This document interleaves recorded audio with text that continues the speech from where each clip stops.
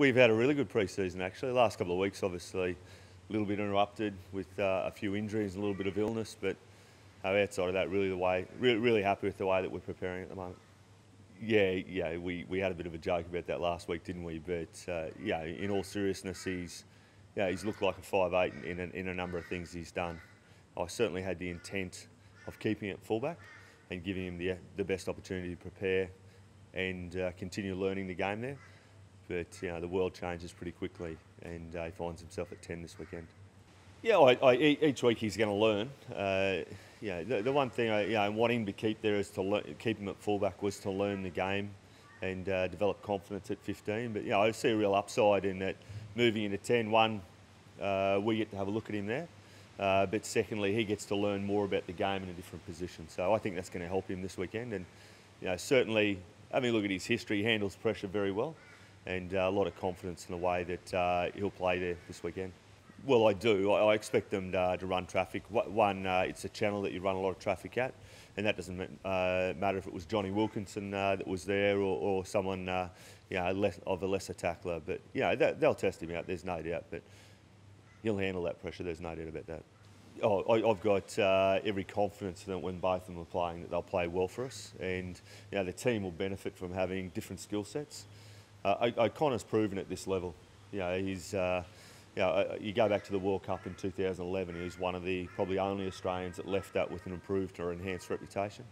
And Carmichael's done it on every stage. So having those guys playing within the team will benefit the team. But the other thing, I think, the integration of the way that we're playing, the 15 guys across the group, our game will definitely evolve each week.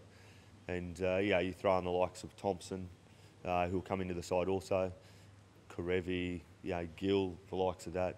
It gives us a lot of options. Yeah, it's a big opportunity, isn't it?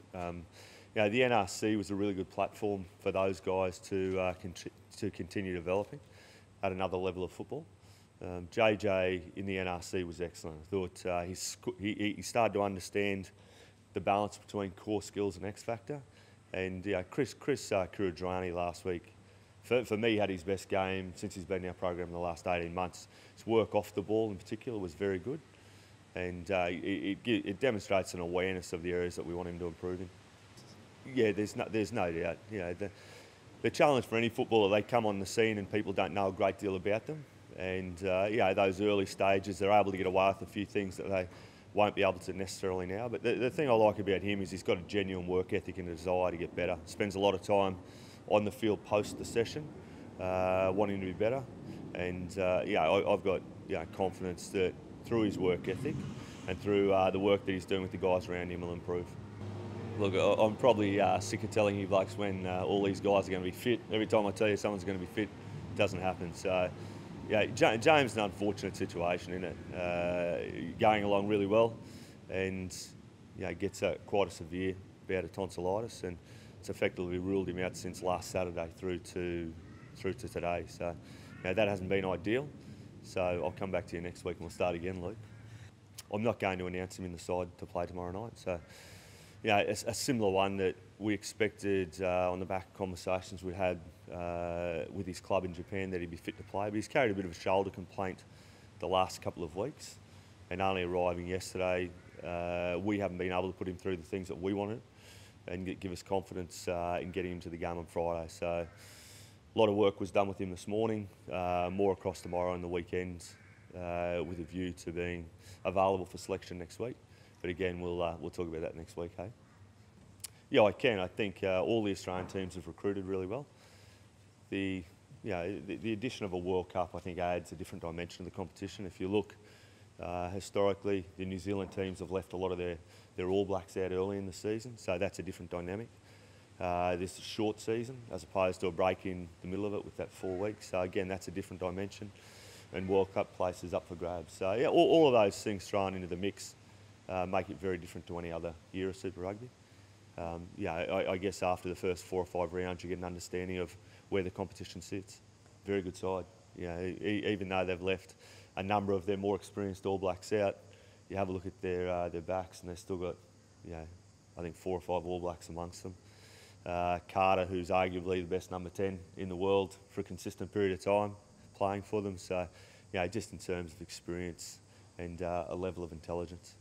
Yeah, Franks, Bird, Todd, Robbie Fruin, Colin Slade. So, very good side.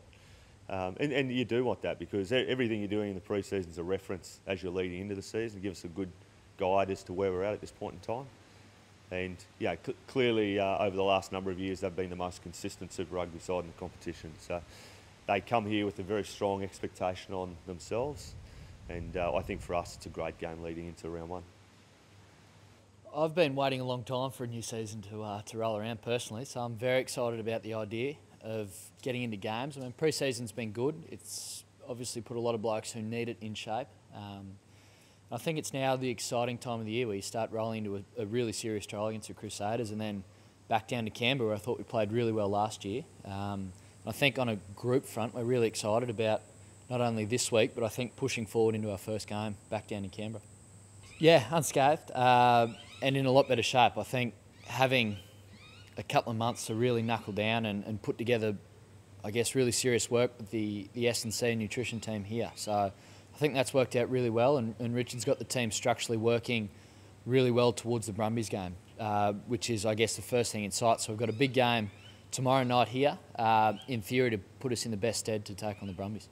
Certainly, I mean, they've got an all-black forward pack, and Matt Todd's world class. So any time I'm coming up against him, it's certainly a big battle. I mean, he plays very similar to the way I play. So see him a lot and have a lot to do with him out on the field. So I'm really excited about that challenge. And it's a good way, I think, to get back in the groove of things for the season. So, I mean, I've always said playing against the best brings the best out in you. So I think this will be another case of it.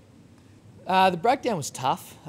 Conditions were very scrappy, so it brought a really different dimension to the breakdown. I thought our forward play was really good though. Like you said, set piece was structurally really good. Our line-outs and our scrums and our mauling especially was excellent. So we talk about setting platforms, and that's something we'll certainly look to build off.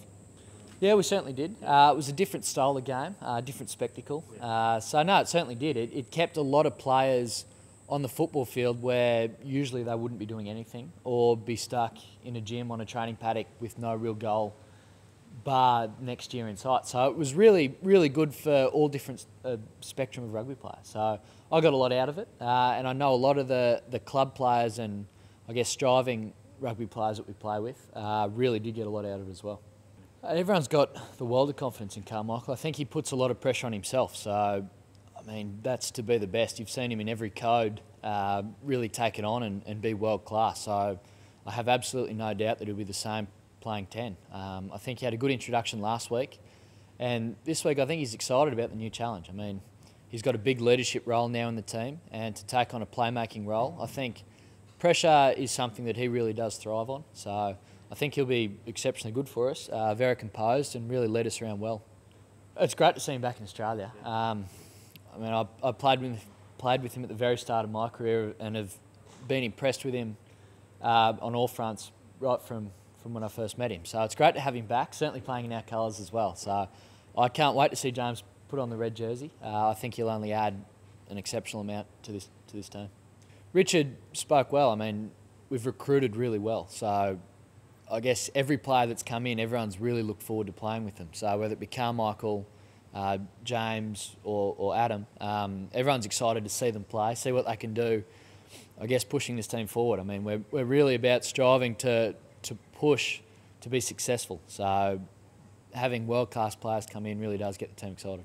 I think we've been very honest. I mean, not only were the fans and the public not happy with the performances, I think us as a team were exceptionally upset. I think we really took it personally about the way that we performed, the results that we got, injuries on a certain front, but I mean, I think we really need to just group it together. We were very cranky at the way we didn't hold composure. I think we had a lot of games we should have won, and that's what really, I guess, we're most upset about. So I think a new year, a fresh start, I guess we really get a chance to go at everyone again and understand that we need a lot more composure to close out games. We had, like I said, a lot of games in a spot where we could win them.